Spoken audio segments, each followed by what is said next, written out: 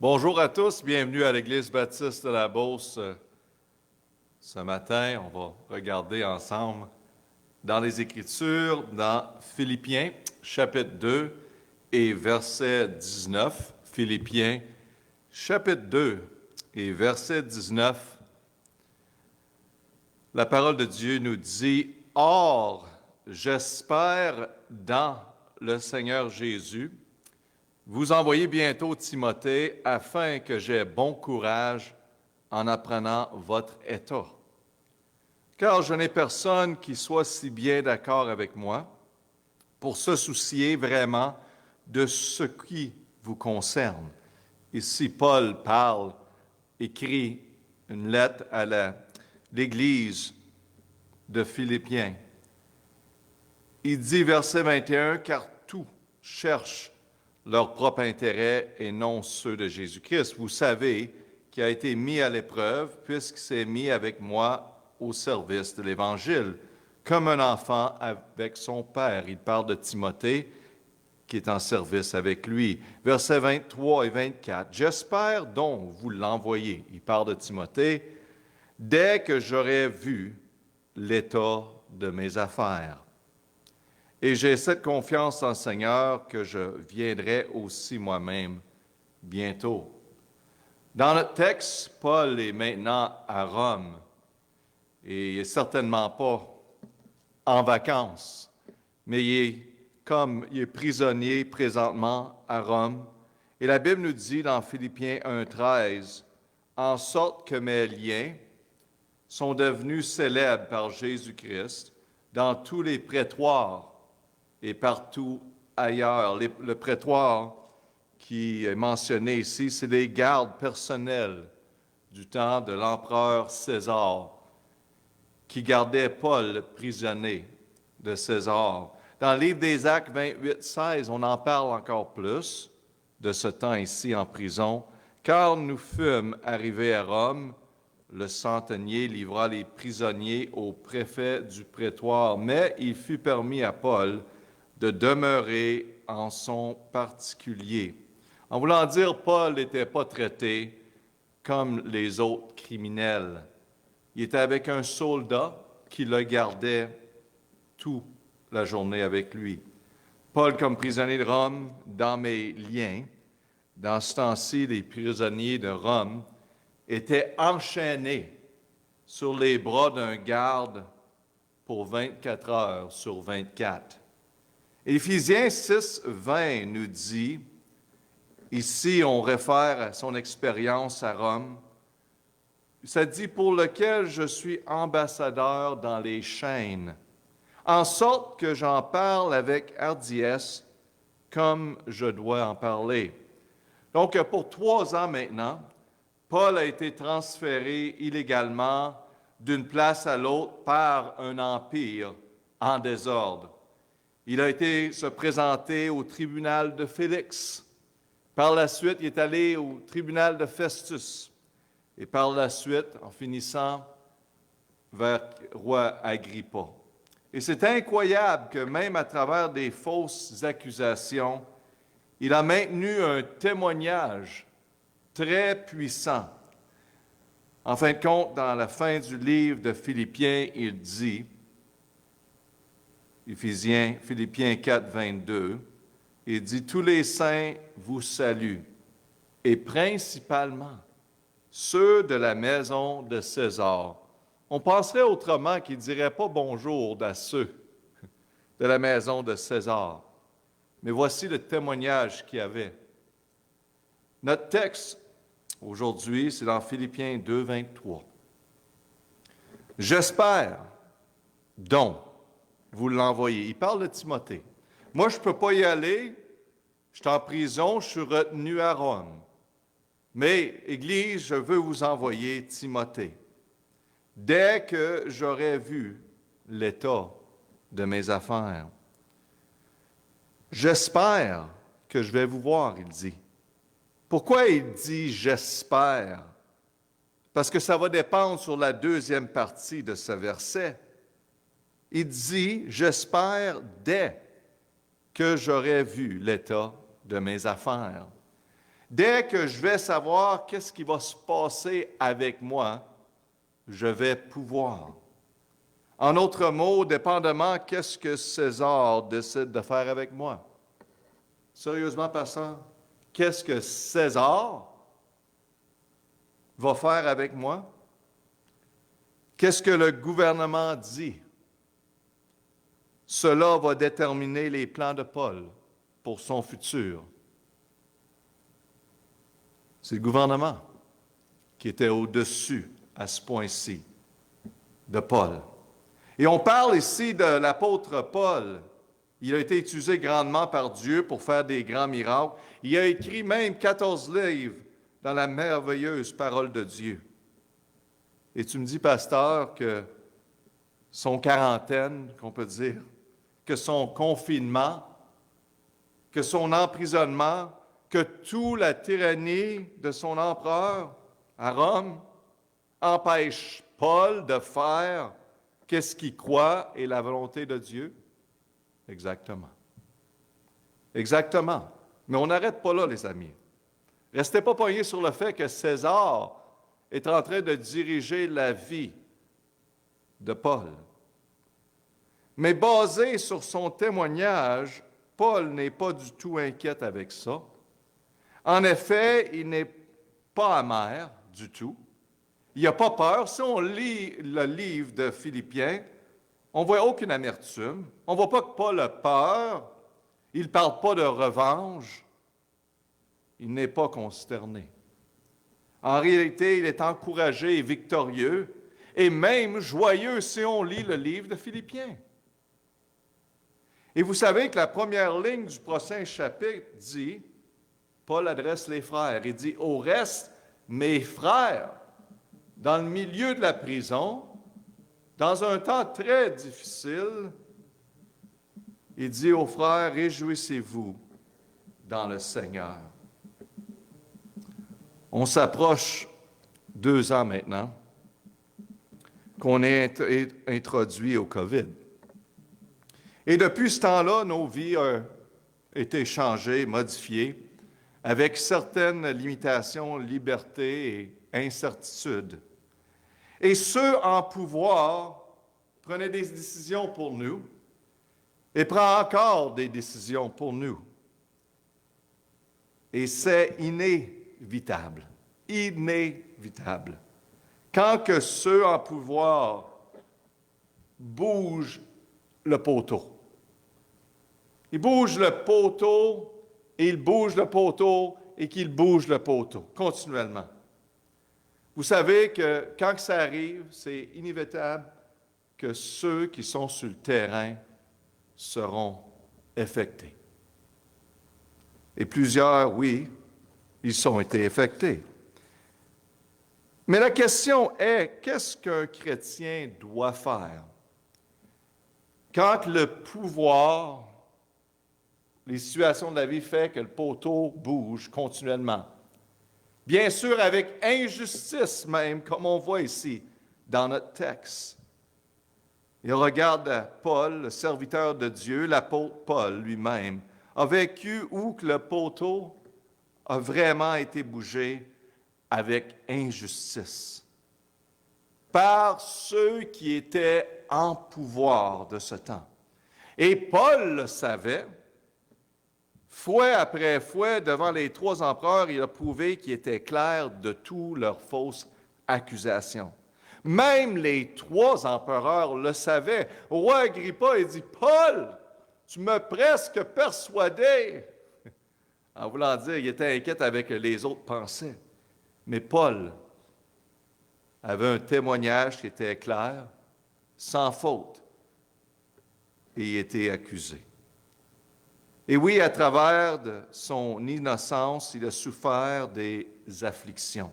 Et la question est, qu'est-ce qu'un chrétien doit faire dans un temps comme ceci? Un temps d'incertitude. Quelle est la responsabilité, l'appel et l'attitude d'un chrétien qui est en attente de César? Et ce matin, je veux parler au sujet d'être en attente de César. Stand by, on va prier. Père éternel, merci pour ce passage. Ça s'applique tellement dans les temps comme lesquels on vit en ce moment. Le monde donne tout leur focus, leur attention à tout ce qui se passe autour. Et Père, ouvre nos yeux, notre cœur, à vraiment qu'est-ce qui se passe et qu'est-ce que tu es en train de faire. Père, tu es au-dessus, au-delà de tous nos Césars dans notre vie. Ça, on le sait. Merci de nous montrer cet exemple de la vie de Paul et vraiment comment il est sorti de tout ça. Victorieux. Et Dieu, tu as été glorifié. Parle à nos cœurs. On prie au nom de Jésus. Amen. Peu importe qu'est-ce que les autres vont dire, qu'est-ce qui m'intéresse vraiment, c'est qu'est-ce que Dieu dit dans sa parole. Parce qu'il y a beaucoup de choses qui sont parlées aujourd'hui, on va entendre demain, à propos de si le gouvernement, qu'est-ce qui se passe. Mais qu'est-ce qui est important, c'est de voir qu'est-ce que Dieu dit dans sa parole. Peut-être pour vous, vous êtes en attente pour votre boss, pour un test, pour une décision, pour une relation. Et qu'est-ce que Paul a fait, même quand il a reconnu que c'était César, que c'était leur gouvernement dans ce cas-ci? Une personne qui le retenait en prison, injustice, il n'a rien fait, faussement accusé. Qu'est-ce que Paul a fait? On va voir ici. Paul, en dessous de l'inspiration du Saint-Esprit, nous enseigne toute une leçon qui est incroyable. Il y a 4 leçons ici qu'on voit dans notre texte. Premièrement, on voit le plan. On voit le plan. Notez que dans verset Philippiens 2, 23, il dit « J'espère. J'espère donc vous l'envoyer dès que j'aurai vu l'état de mes affaires. » On parle de l'apôtre Paul, guidé par le Saint-Esprit. Il est en train de parler avec une des premières églises du Nouveau Testament. Et tout ça, le fait qu'il est avec cette église-là, est le résultat de l'appel de Macédoine dans le livre des Actes 16, 9. C'est incroyable comment Dieu dirige ici. Dans le livre des Actes 16, 9, 10, ça dit bien, « Et Paul eut une vision pendant la nuit, un homme macédonien se tenait debout et le sollicitait, en disant, « Passe à Macédoine et viens nous secourir. » Donc, il y a un homme qui s'est apparu. Paul était dans ses voyages de mission. Le Seigneur a tout organisé ça. Un homme lui apparaît et dit, « Viens à Macédoine. » On veut un prêcheur. Et verset 10, aussitôt après cette vision, nous sommes disposâmes à passer à Macédoine, concluant que le Seigneur nous appelait à énoncer l'Évangile. C'est un miracle comment Dieu a tout fait ces choses en ordre. C'est tout un miracle et maintenant, il écrit à cette église de miracles et il dit à cette église-là, j'espère. J'espère, aussitôt que je sais qu'est-ce que César va faire. L'État avec moi, qu'est-ce qu'il va faire avec moi? C'est qu'il me coupe la tête, je ne sais pas, mais j'espère. 2,24 et 2,19 de Philippiens, il dit, j'espère de vous voir. Et j'ai confiance dans le Seigneur que je viendrai aussi moi-même bientôt. Verset 19, j'espère dans le Seigneur Jésus vous envoyer bientôt. Timothée, écoutez bien ce matin, l'apôtre Paul avait des plans. Des grands plans pour le futur, des plans qui étaient très importants, comme vous avez des plans, peut-être avant que le COVID ait commencé, ou comme vous avez présentement des plans pour le futur. Peut-être que vous avez planifié d'aller au collège, de continuer votre éducation, prendre votre retraite, déménager de ville ou déménager de pays. Peut-être que vous avez planifié de changer de job, acheter une maison, planifier une vacance, aller rencontrer de la famille. Paul ici planifiait quelque chose qui était très simple. Un voyage, aller voir l'Église. Il ne pouvait pas y aller, donc il envoie Timothée à eux. Paul dit, je vous envoie Timothée, car je veux savoir comment vous allez. Je veux des nouvelles. Je ne sais pas si vous le saviez, mais dans le temps, il n'y avait pas d'email. Amen. Il n'y avait pas de Facebook, de Twitter, FaceTime, il n'y avait rien de ça. Donc, il a envoyé Timothée pour avoir des nouvelles. Parce que lui, il ne pouvait pas y aller, il était en prison. On fait tout, des plans comme ça, chaque jour, chaque semaine, chaque année de notre vie. Et comme l'apôtre Paul, on a des désirs et on devrait avoir ces désirs. Mais, qu'est-ce qu'il en est de vos plans que vous aviez il y a environ 2 ans? Qu'est-ce qu'il en est de vos plans que vous avez maintenant pour votre futur? Les espérances, les choses que vous voulez voir complétées. Et ça nous apporte à la deuxième leçon ici. Paul était dans la même situation. Il y avait des plans. Numéro 2, on voit le problème. La deuxième leçon, c'est le problème. On parle ici spécifiquement des problèmes qui vous empêchaient de compléter vos plans. Cette semaine, à notre bureau, le chariot élévateur était resté parqué sur une pente au bureau. Et il a décidé, après un certain moment, de partir tout seul. Donc, si vous connaissez qu'est-ce que c'est un chariot élévateur, c'est une petite machine qui pèse 10 000 livres, qui peut lever beaucoup de choses. Donc, le poids il est très concentré. Et ça partit, et quand ça part, ça partit avec toute vitesse.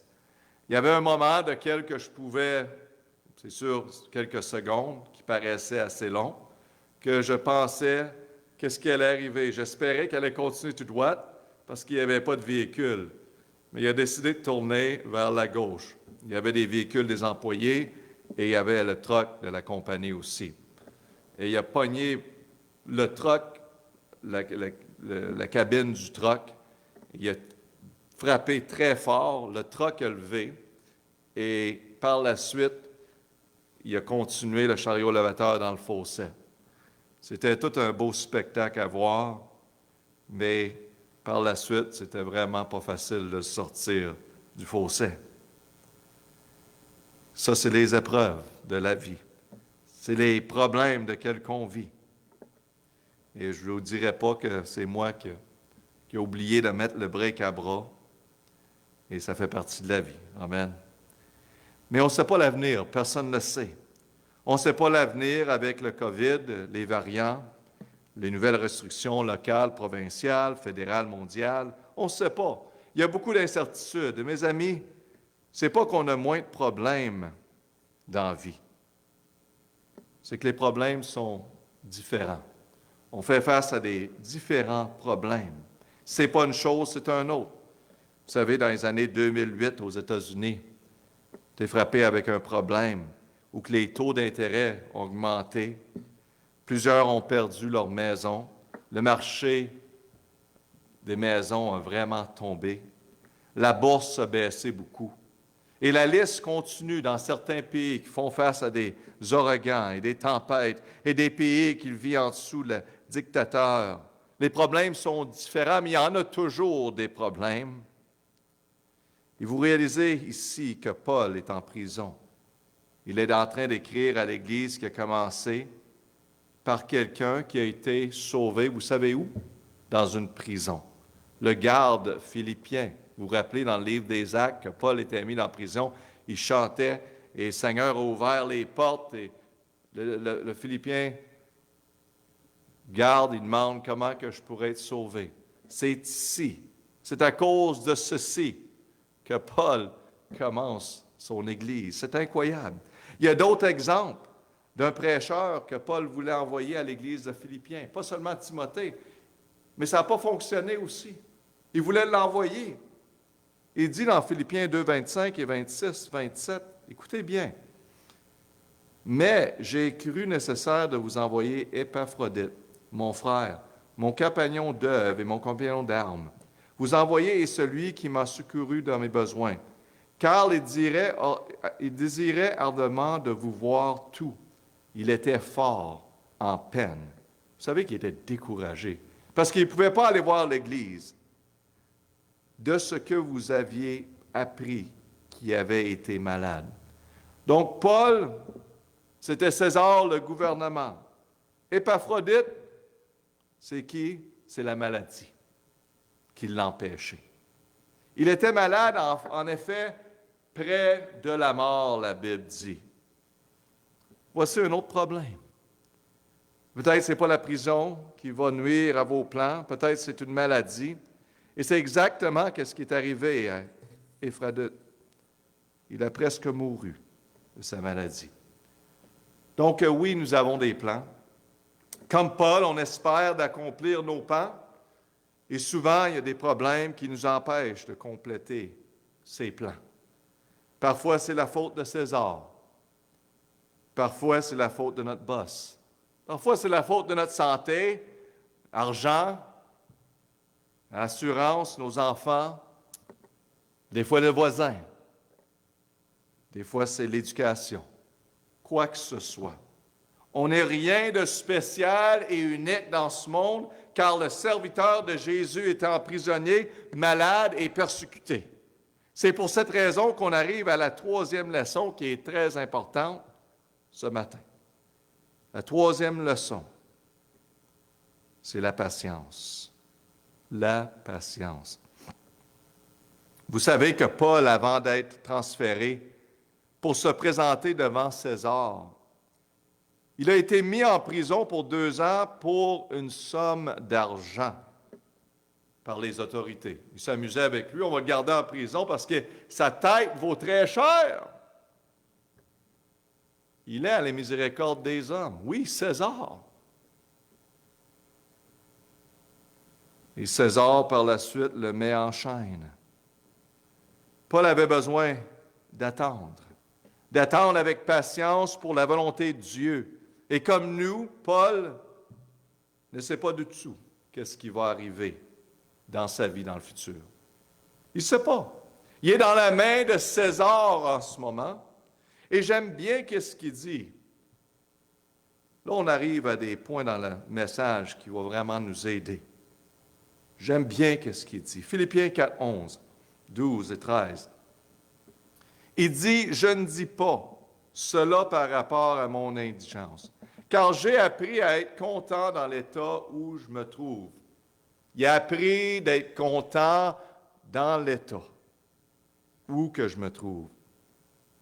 Vraiment, Paul? Tu es content? Tu es contenté? Le fait que tu es enchaîné avec un soldat romain 24 heures sur 24, tu écris cela? Wow! Et regardez ce qu'il dit, verset 12.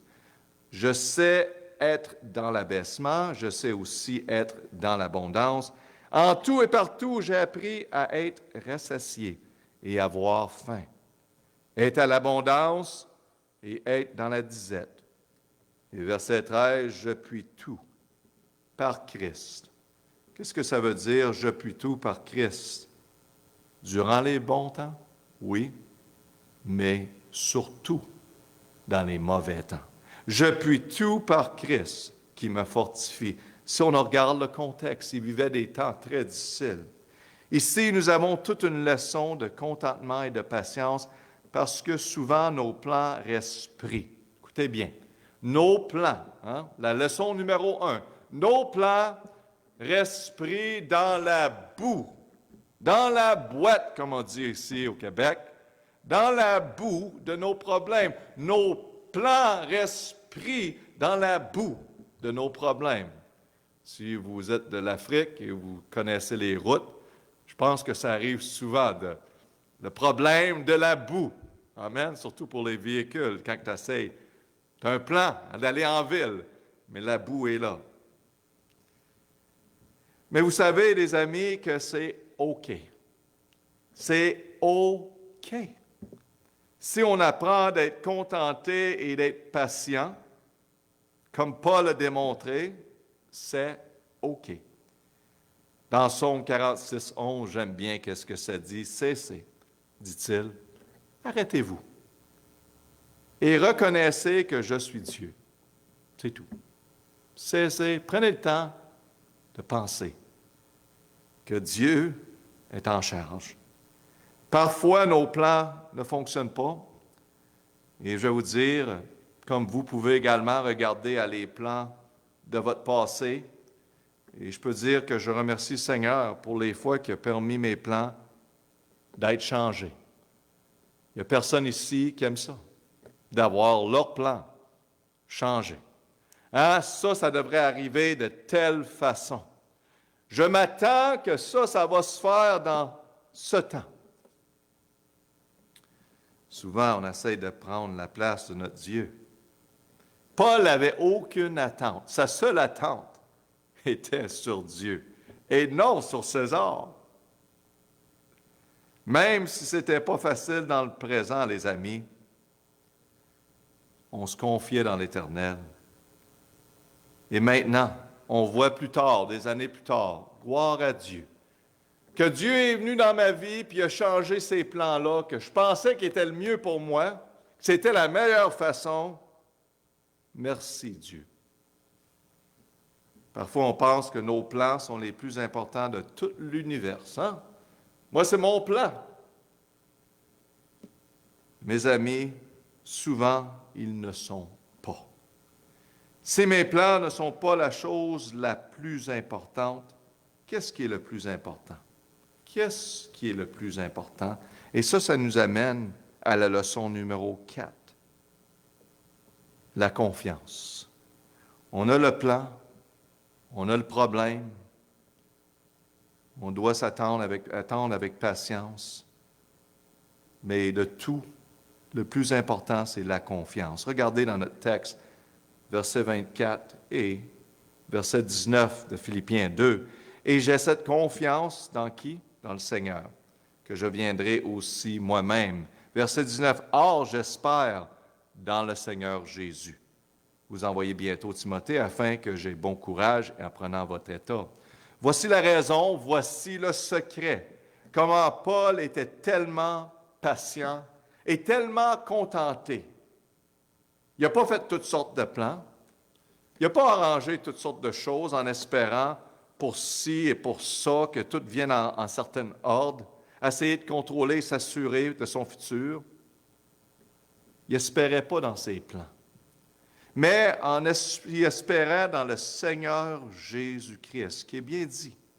Oui, il était à l'attente de César, bien sûr. Il était en prison, en l'attente de ce que César allait dire. Mais son espérance, il faut séparer, les amis, les deux. On est attente de certaines choses dans la vie, mais notre espérance doit être Jésus-Christ. Son espérance n'était pas César.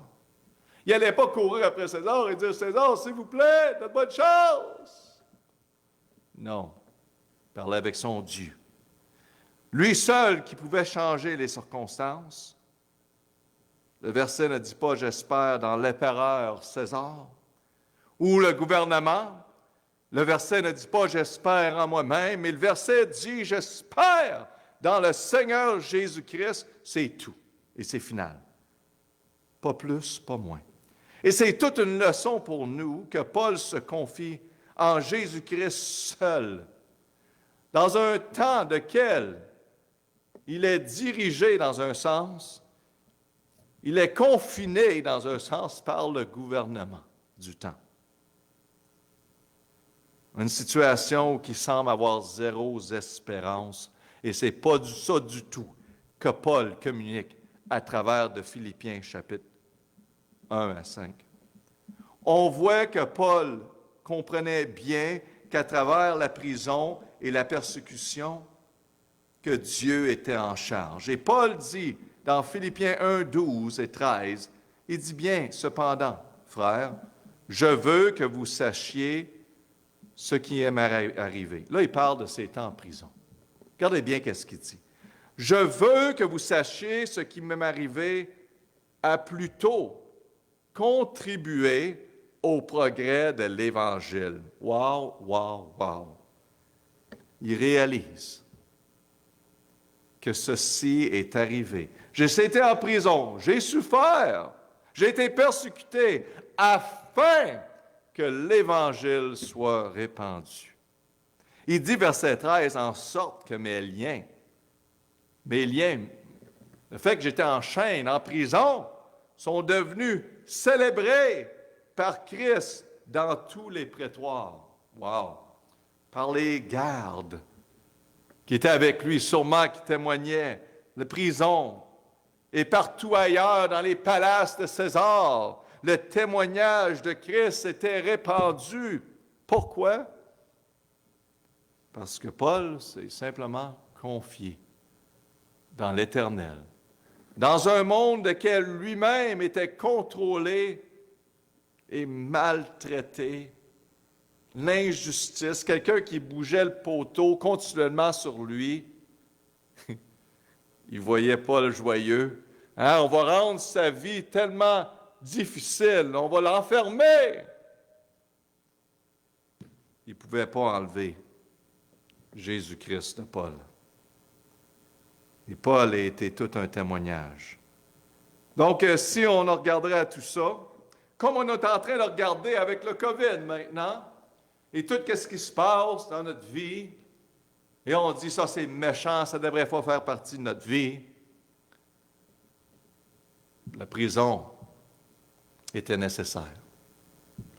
La persécution était nécessaire.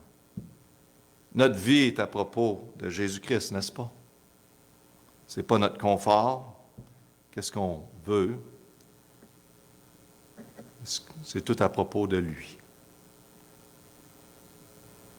Quelqu'un qui m'a dit, un pasteur d'une église, il dit, le COVID, tout ça a changé notre église pour le mieux.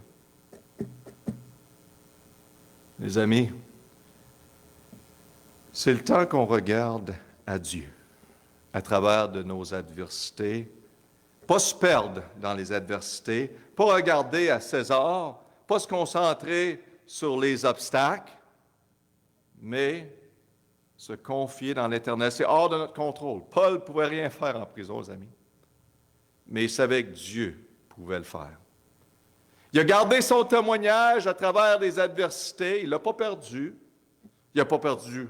Il n'a pas commencé à être frustré, crier et dire, Dieu, si c'est ça de te servir, je ne veux pas te servir. Il a continué. Et wow, le Seigneur l'a utilisé.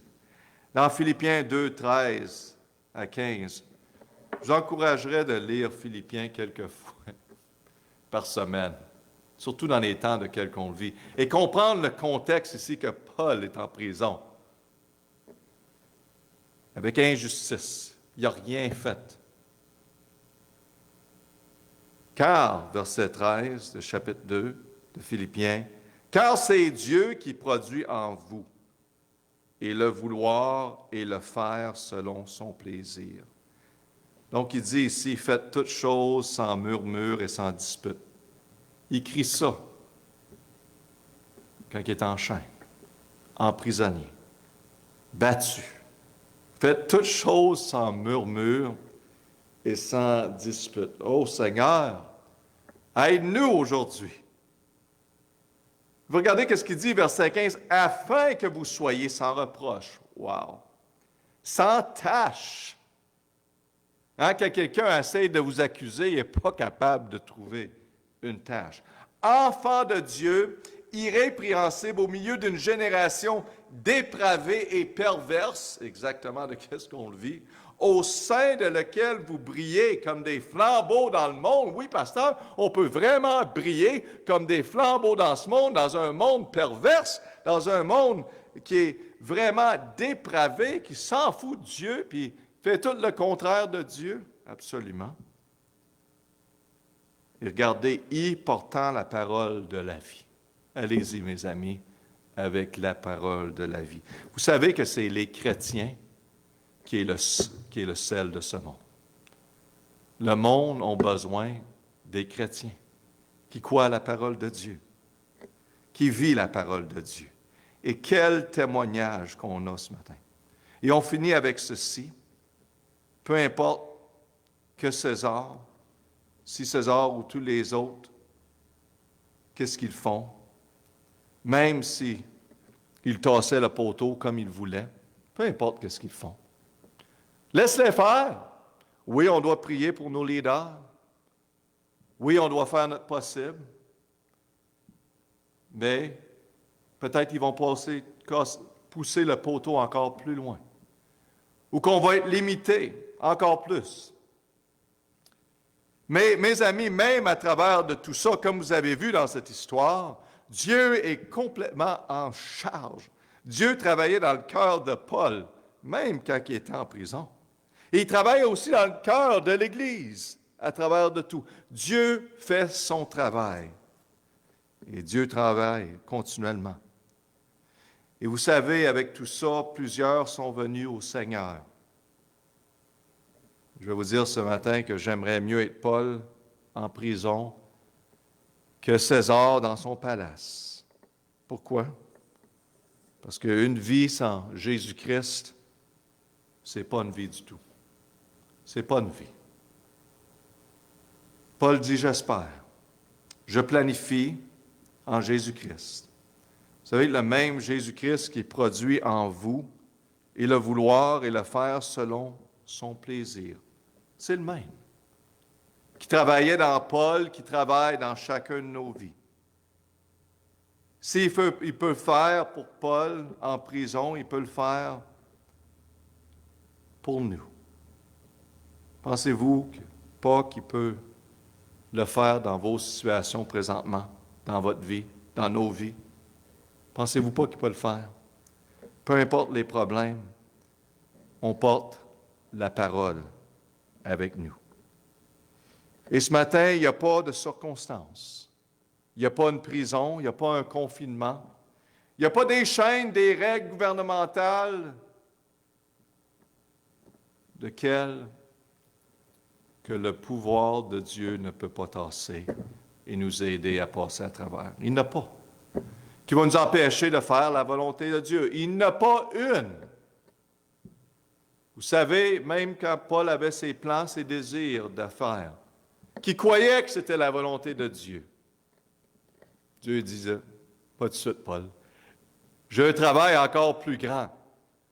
Oui, il y en a dans la maison de César qui ont besoin du salut, Paul. Toi, tu pensais peut-être pas à ça, mais moi, je sais qu'est-ce qu'ils ont besoin. Je te garde là encore 2 ans. Paul, il ne savait pas. Mais aujourd'hui, Paul au ciel le sait. Il dit, « Wow, gloire à Dieu. Ce n'est pas à propos de mes plans. C'est à propos de toi.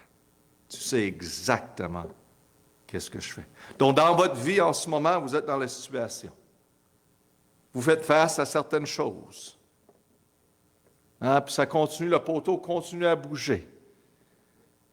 Vous semblez en restriction limitée. Mais Dieu sait exactement qu'est-ce qu'il fait. Donc, faites comme Paul. On reste patient. On le donne à Dieu. Dieu, tu sais exactement qu'est-ce que tu fais. Parce que qu'est-ce que Dieu fait, c'est merveilleux, les amis. Il va régler ça. Donc, il reste à garder confiance en lui. On va prier notre Père.